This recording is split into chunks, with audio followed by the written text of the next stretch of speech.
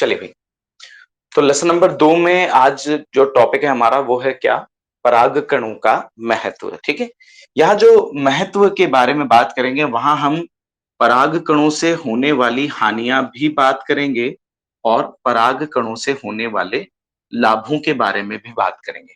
देखो, महत्व का ये कतई मतलब नहीं होता कुछ पॉजिटिव, ठीक है? महत्व का दोनों होता है। महत्व का मतलब होता है कि वो आप पर क्या प्रभाव डालता है। तो प्रभाव तो दो तरह के होते हैं, ठीक है?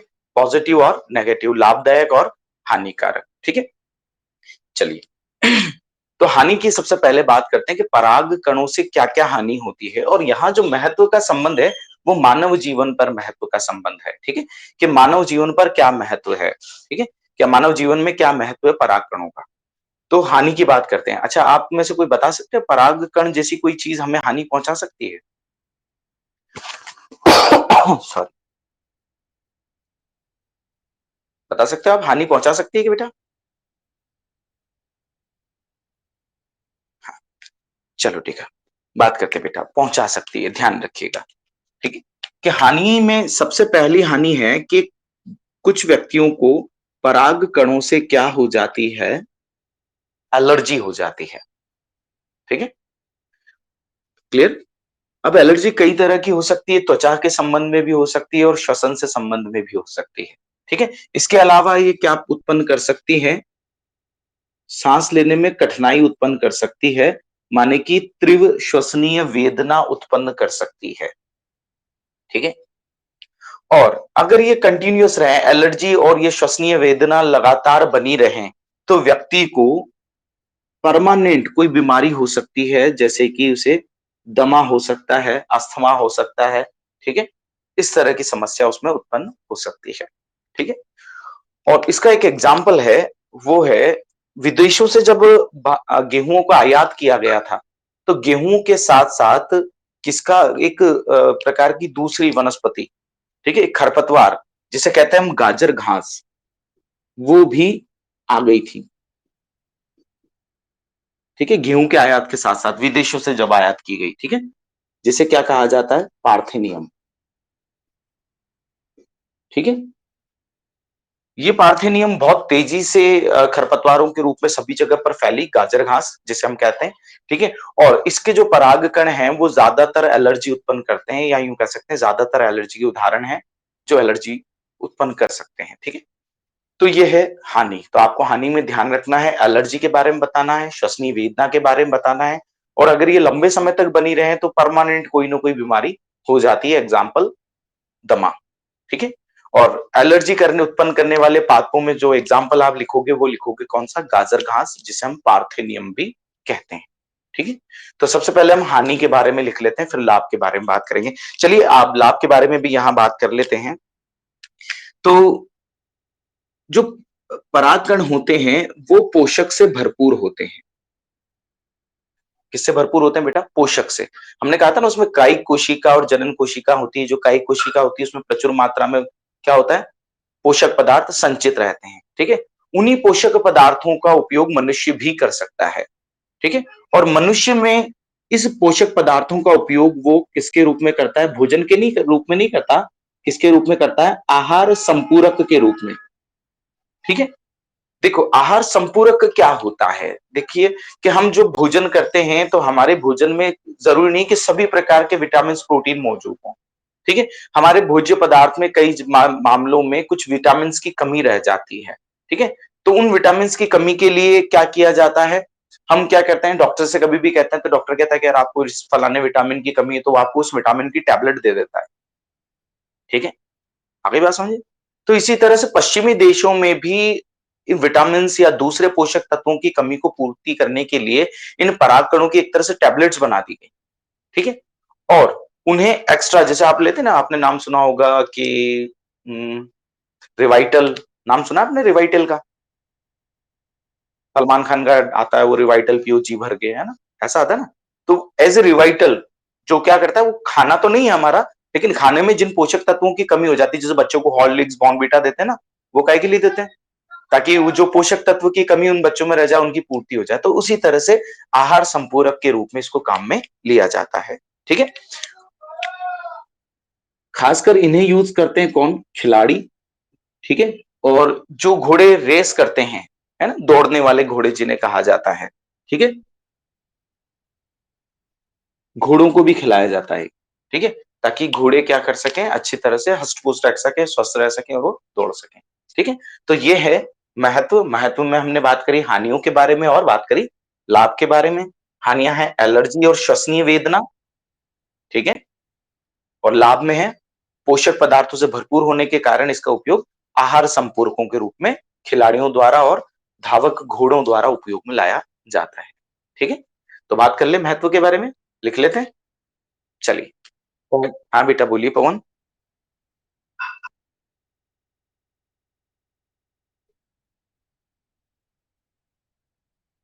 नहीं बेटा साइड इफेक्ट तो नहीं होते लेकिन देखो सबका अपना-अपना एलर्जिक होता है। कुछ लोगों को विटामिन से भी एलर्जी होती है, ठीक है? कुछ लोगों को दूध से एलर्जी होती है, ठीक है? कुछ लोगों को टमाटर से एलर्जी होती है। तो फिर उसका नहीं कह सकते वो स्पेसिफिक या एक स्पेशल केस होगा, ठीक है? नहीं तो हम सामान्यतः मैक्सिमम लोग आप आहार संपूरक संपूरक के रूप में इसे ले सकते हैं, ठीक है?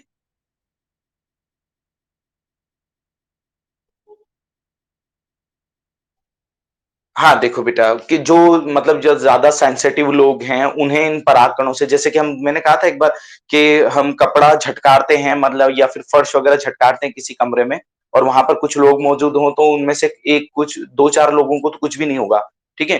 कुछ लोग 1-2 बार छींक जाएँगे, है ना? और एक आध व्यक्ति ऐसा हो सकता है जो बार-बार छींके और इतनी ज़ोर से बार-बार उसको इतनी छींक आए कि उसे कमरे से बाहर भागना पड़े, ठीक है? ऐसे देखे हैं आपने? तो ये इम्यूनिटी लेवल पर डिपेंड करता है उसके एलर्जिन पर डिपेंड करता है, ठीक है? कि उसको किस तरह की एलर्जी होगी, ठीक है? किस तरह का उसको प्रॉब्लम होगी, ठीक है बेटा?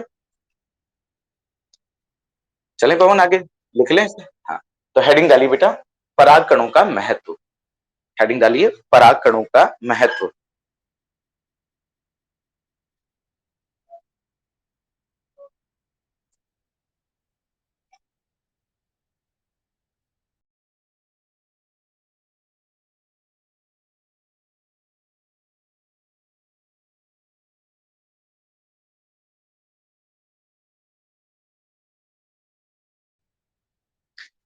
डालिए भाई हेडिंग, इसमें लिखिए, अनेक प्रजातियों के परागकण अनेक प्रजातियों के परागकण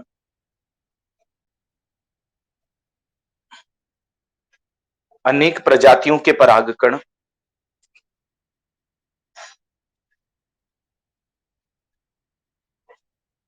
कुछ लोगों में, देखो हम यहाँ पर क्या यूज़ कर रहे हैं, कुछ लोगों में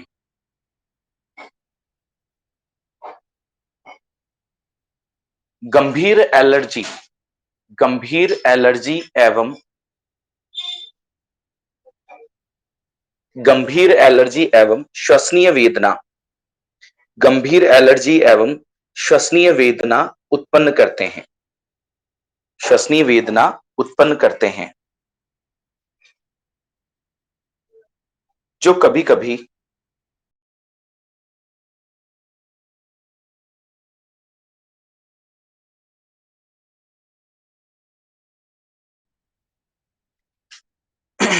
लिख लिया बेटा श्वसनीय वेदना उत्पन्न करते हैं जो कभी-कभी चीरकालिक श्वसनीय विकार चीरकालिक श्वसनीय विकार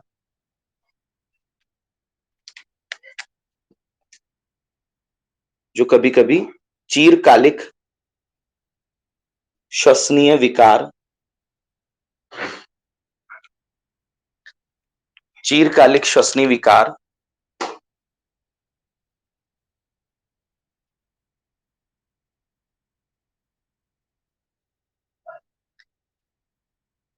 दमा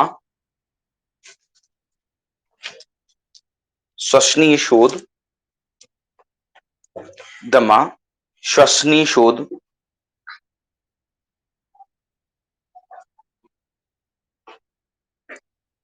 आदि श्वसनीय शोध आदि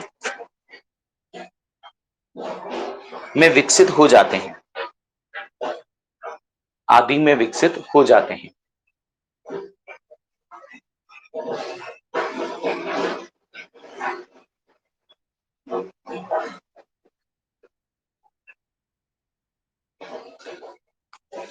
पैरा चेंज करें। पराग एलर्जी उत्पन्न करने वाले पादपों में, पराग एलर्जी उत्पन्न करने वाले पादपों में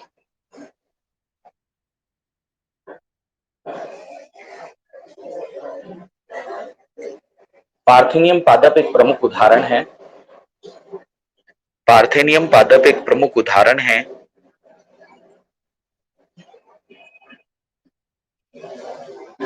पार्थेनियम पादप एक प्रमुख उदाहरण है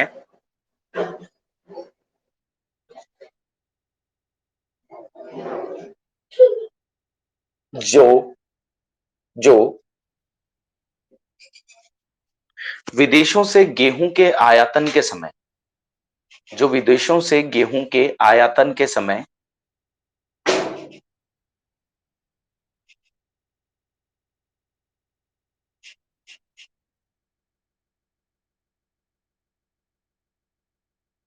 साथ आ गया था, गेहूं के साथ आ गया था, गेहूं के साथ आ गया था।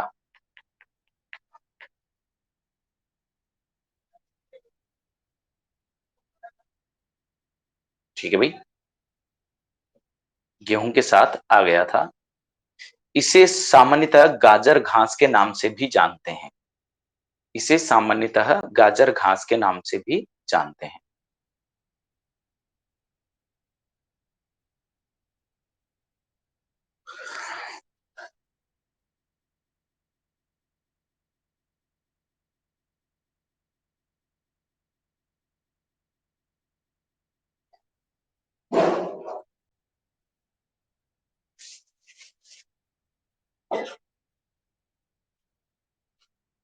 ठीक है भाई, चलिए, तो ये तो था हानिकारक महत्व उसके। ठीक है, अब लाभदायक महत्व के लिए बात करते हैं। पैरा चेंज कीजिएगा। और आप चाहें तो इसे अलग अलग टॉपिक भी लिख सकते हैं। महत्व का हेडिंग डालने के बाद हानि और फिर लाभ लिख सकते हैं। ठीक है, लाभ का हेडिंग लिख सकते हैं, हानि का हेडिंग लिख सकते हैं। ठीक है, चलिए, तो लाभ के बारे में बात करते हैं। तो लाभ में हम क्या कहेंगे कि जो परागकण होते हैं वो पोषक पदार्थों से भरपूर होते हैं। ठीक है, और पश्चिमी देशों में इन परागकणों का उपयोग किसके रूप में किया जाता है? आहार संपूरकों के रूप में किया जाता है। ठीक है, और उनकी टैबलेट्स वगैरह बनाई जाती हैं। ठीक है, आगे बात सुनिए। और इसका उपयोग साधारण व्यक्ति के साथ साथ खिलाड़ी और दौड़ने वाले घोड़े भी कर सकते हैं, या उनको भी दी जाती है। ठीक है, तो लिखिए, परागकण पोषक पदार्थों से भरपूर होते हैं। परागकण पोषक पदार्थों से भरपूर होते हैं।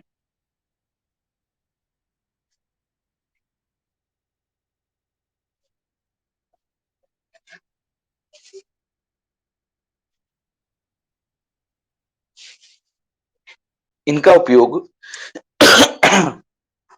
इनका उपयोग आहार संपूरकों के रूप में, इनका उपयोग आहार संपूरकों के रूप में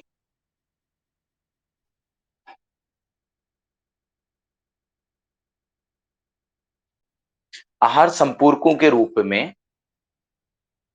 पराग गोलियां, टैबलेट्स, कोष्टक में लिखेगा टैबलेट्स, पराग गोलियां, कोष्टक में लिखेगा टैबलेट्स,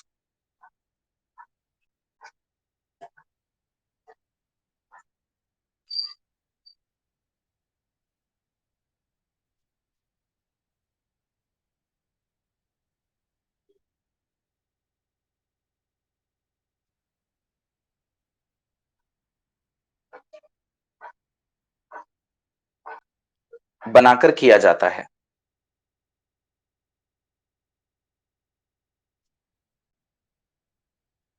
या गोलियों के रूप में किया जाता है, के रूप में किया जाता है, गोलियों के रूप में किया जाता है, यूं लिख सकते हो बेटा।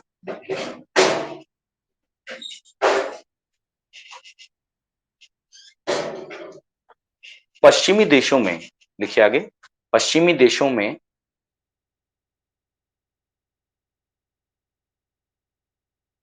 पराग उत्पाद, पराग उत्पाद गोलियों एवं सिरप के रूप में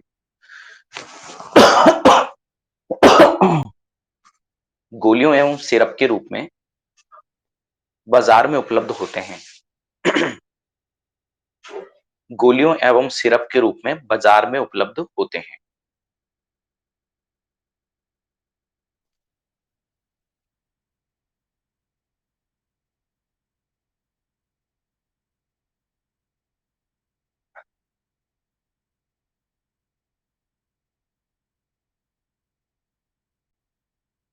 गोलियों एवं सिरप के रूप में बाजार में उपलब्ध होते हैं।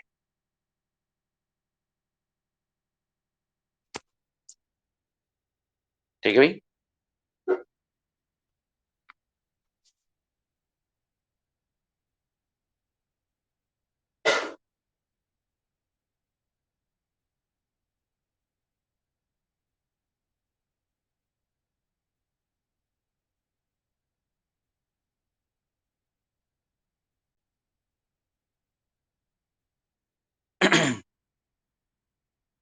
अगली लाइन में लिखिए।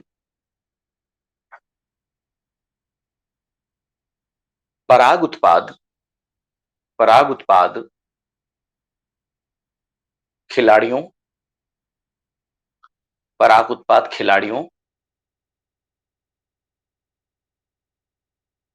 एवं दौड़ने वाले घोड़ों, खिलाड़ियों एवं घोड़े सॉरी दौड़ने वाले घोड़ों, खिलाड़ियों एवं दौड़ने वाले घोड़ों की कार्यक्षमता में वृद्धि करते हैं,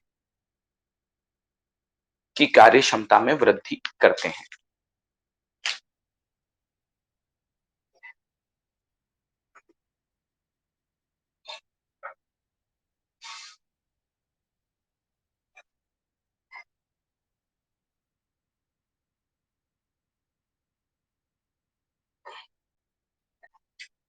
ठीक है भाई। तो ये था परागकण का महत्व। ठीक है। आप हानि के बारे में बात करेंगे, लाभ के बारे में बात करेंगे। हानि में आप कहेंगे कि पराग कणों से कुछ प्रजातियों के, सबके नहीं कहेंगे, कुछ प्रजातियों के पराग कणों से मानव में एलर्जी एवं श्वसनीय वेदना उत्पन्न हो सकती है। इसके चिरकालिक श्वसनीय तथा लंबे समय तक अगर ये एलर्जी बनी रहे तो चिरकालिक श्वसनीय विकार जैसे कि दमा, अस्थमा आदि उत्पन्न हो सकते हैं। ठीक है, क्लियर। पराग एलर्जी उत्पन्न करने वाले प्रमुख उदाहरणों में पार्थेनियम है, जिसे गाजर घास भी कहा जाता है, और ये गेहूं के साथ विदेशों में जब आयातित किया गया विदेशों में तो उसके साथ आया था। ठीक है, इसके साथ आया था भाई, गेहूं के साथ। क्लियर है।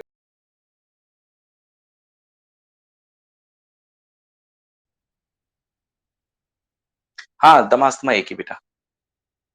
ठीक है, चलिए।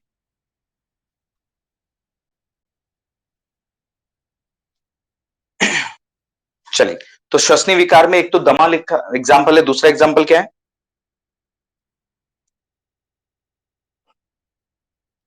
श्वसनीय शोथ। ठीक है, चलिए, तो मिटा दूं भैया। लाभ के बारे में बात कर लेंगे हम।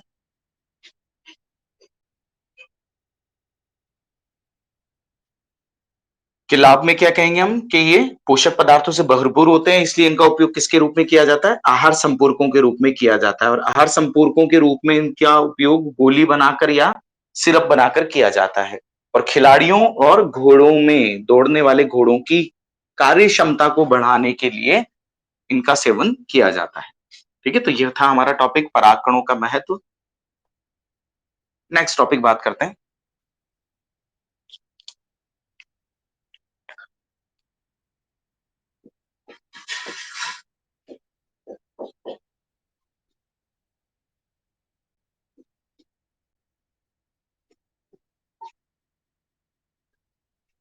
परागकणों की जीवन अवधि।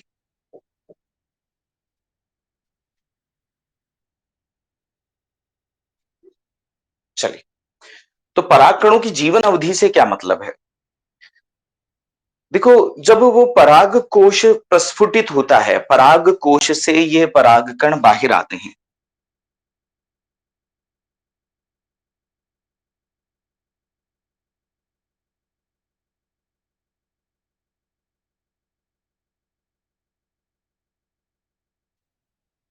तो आने के बाद ये किसी भी माध्यम की सहायता से कहां तक पहुंचते हैं?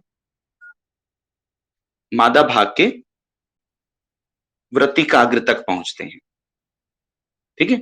और वृत्तिकाग्र पर पहुंचने के बाद इनसे अंकुरण होता है और क्या बनती है, परागनली बनती है।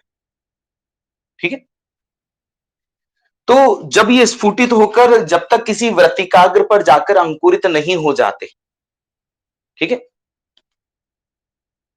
अगर ये लेट हो जाते हैं, ठीक है, एक निश्चित समय सीमा के बाद अगर ये यहां पहुंचते हैं वृत्तिकाग्र पर, तो ये अंकुरित नहीं होते। ठीक है। ऐसी अवधि क्या कहलाती है, उनका जीवन काल कहलाती है। माने कि प्रस्फुटित होने से वृत्तिकाग्र तक पहुंचने के लिए उनके पास एक लिमिटेड समय होता है। ठीक है। जैसे कि बात करें गेहूं और धान के बारे में, ठीक है, इनमें ये जो समय अवधि होती है, ये समय अवधि होती है कितनी, 30 मिनट। ठीक है। इसके अलावा कुछ जो पादप हैं जैसे कि सोलोनेसी,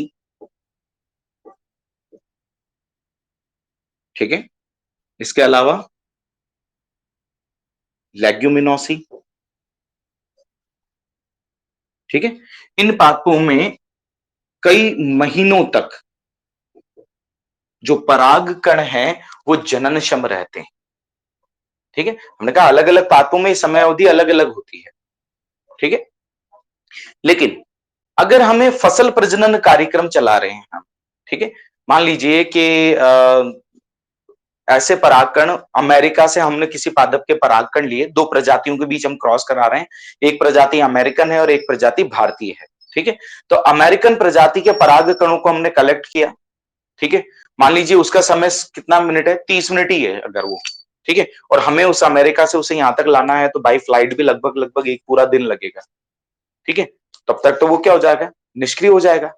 लेकिन उसे प्रिजर्व किया जा सकता है, माने कि उसकी जीवन अवधि को सुरक्षित किया जा सकता है। कैसे सुरक्षित किया जा सकता है, ये इंपॉर्टेंट बात है, ध्यान रखने वाली बात है। उसे लिक्विड नाइट्रोजन में, ठीक है, लिक्विड नाइट्रोजन में जिसका टेम्परेचर होता है 196 डिग्री सेंटीग्रेड। ठीक है। इस टेम्परेचर पर उसे क्या किया जाता है, रखा जाता है। ठीक है। इस टेम्परेचर पर या तरल नाइट्रोजन के इस टेम्परेचर पर पराग कणों को लंबे अवधि तक सुरक्षित किया जा सकता है। ठीक है।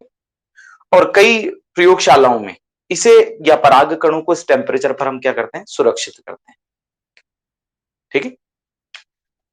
उन प्रयोगशालाओं को हम पराग बैंक के नाम से भी जानते हैं।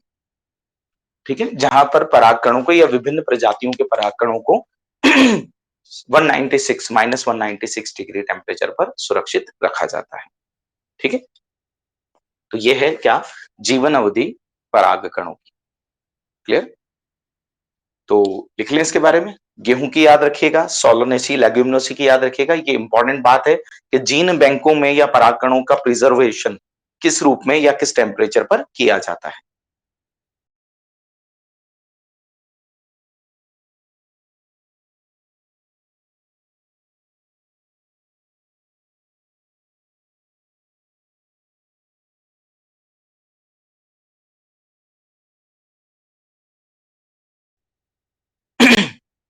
ठीक है भाई, तो लिख लें।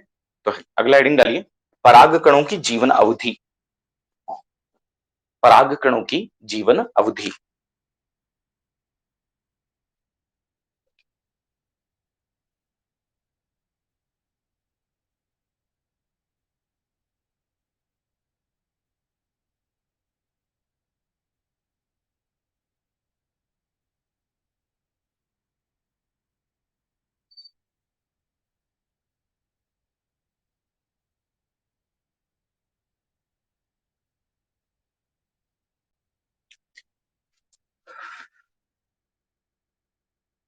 लिखिए इसमें, पराग कणों की जीवन अवधि में कई विविधताएं पाई जाती हैं। पराग कणों की जीवन अवधि में कई विविधताएं पाई जाती हैं। कई विविधताएं पाई जाती हैं।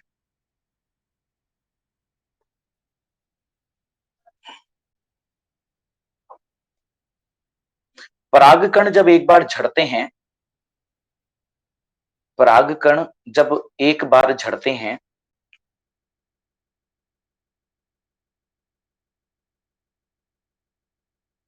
तो ये अपनी जीवन क्षमता तो यह अपनी जीवन क्षमता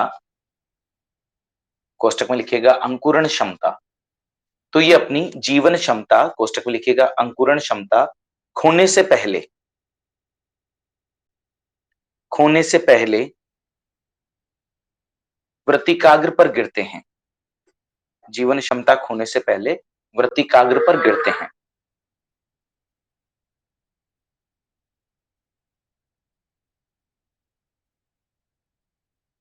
सबसे पहली लाइन जो हमने लिखी वो काट देना, उसे यहां पर लिख लेते हैं अपन। ठीक है, आगे लिखिए। पराग कणों की जीवन अवधि में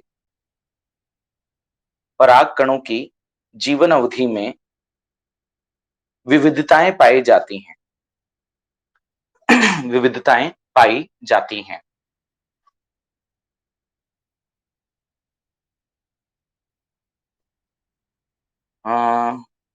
कहां से नहीं लिखा बेटा?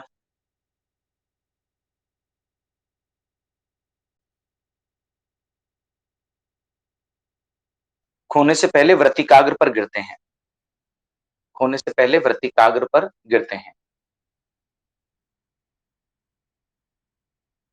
ठीक है, आगे लिखिए।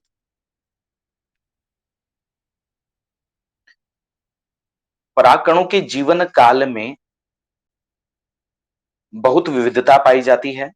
पराग कणों के जीवन काल में बहुत विविधता पाई जाती है।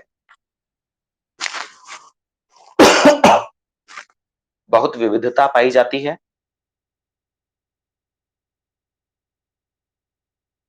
जैसे कैसे? जैसे पैरा चेंज करो। जैसे कुछ अनाजों जैसे गेहूं एवं धान कुछ अनाजों जैसे गेहूं एवं धान में परागकणों की जीवन क्षमता में परागकणों की जीवन क्षमता लगभग 30 मिनट होती है। लगभग 30 मिनट होती है। लगभग हाँ, सुनो बेटा। ये लिख लिया ना आपने, कुछ विविधताएं पाई जाती हैं, बहुत विविधताएं पाई जाती हैं। जैसे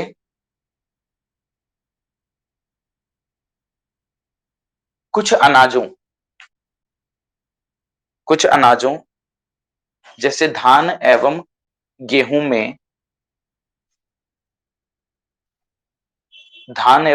में परागकण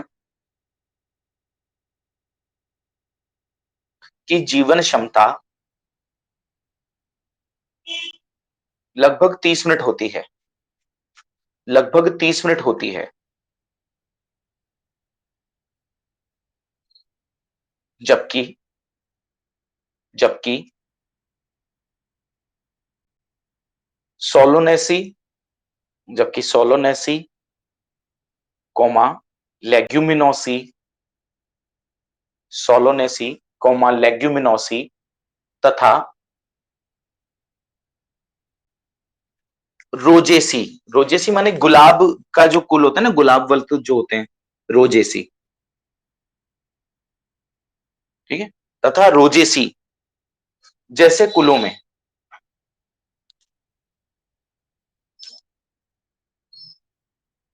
या जैसे कुछ सदस्यों में परागकणों की जीवन क्षमता परागकणों की जीवन क्षमता कई महीनों तक बनी रहती है। परागकणों की जीवन क्षमता कई महीनों तक बनी रहती है। ठीक है, परागकणों की जीवन क्षमता कई महीनों तक बनी रहती है।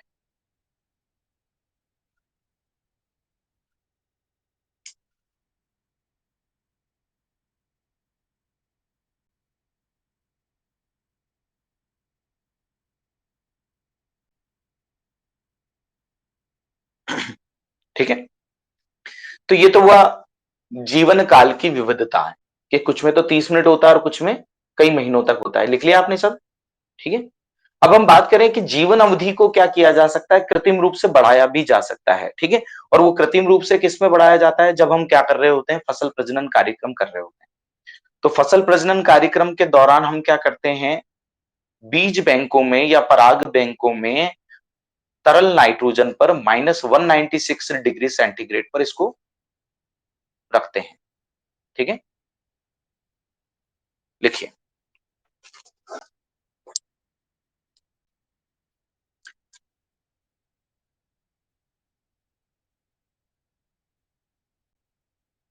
फसल प्रजनन कार्यक्रम हेतु फसल प्रजनन कार्यक्रम हेतु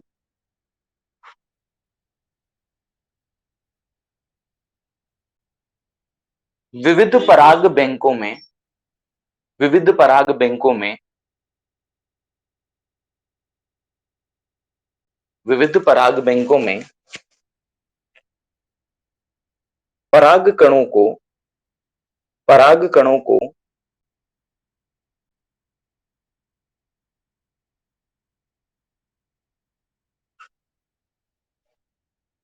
तरल नाइट्रोजन पर तरल नाइट्रोजन पर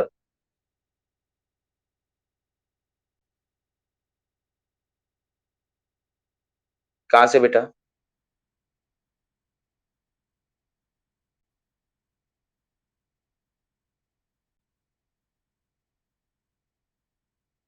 पराग बैंकों में पराग बैंकों या भंडारों में तरल नाइट्रोजन पर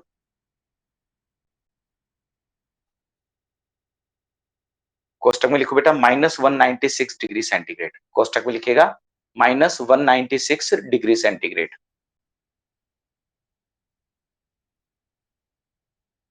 कोष्टक बंद करो। पर कई महीनों तक। क्या आवाज में इंटरप्शन आ रहा है क्या बेटा? आवाज में या वीडियो में?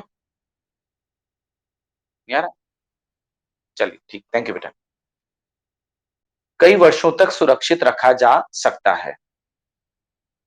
कई वर्षों तक सुरक्षित रखा जा सकता है।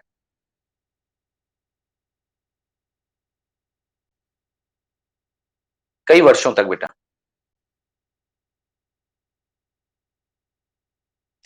ठीक है?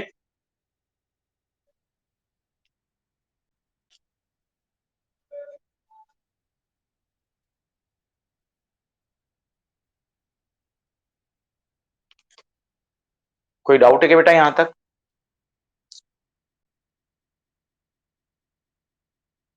ओके बेटा।